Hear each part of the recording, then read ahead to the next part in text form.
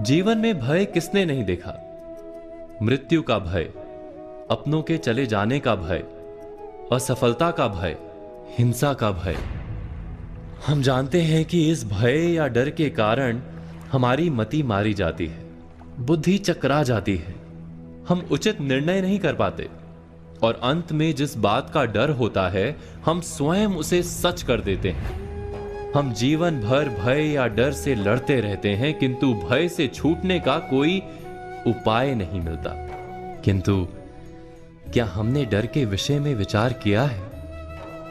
डर वास्तव में क्या है? जिस बात का हमें डर होता है, क्या वास्तव में वही डर का कारण होता है, या डर हमारे मन का भाव मात्र है जिसका वास्तविकता के साथ कोई संबंध नहीं?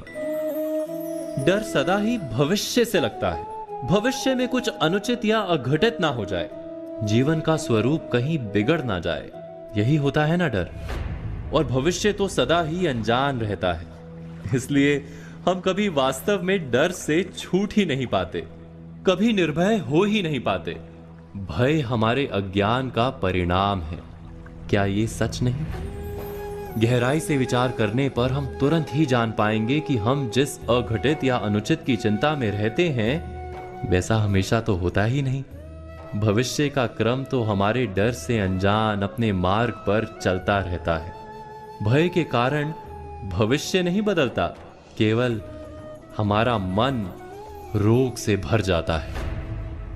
किंतु हमारा मन यदि स्वस्थ रहे, हृदय यदि स्थिर रह पाए, तो हम संकट को पराजित कर सकते हैं और जीने का सुख प्राप्त कर सकते हैं। भयभीत मन सुख मिलने पर भी भोग नहीं सकता। जिस क्षण हमें ज्ञान हो जाता है कि भविष्य पर हमारा अंकुश नहीं किंतु अपने मन पर अवश्य अंकुश है, उसी क्षण हम भय को पराजित करके निर्भय बन सकते हैं। केवल इतना ही ज्ञान आवश्यक है कि भय किसी परिस्थिति का नाम नहीं, हमारी मनस्थिति का नाम है।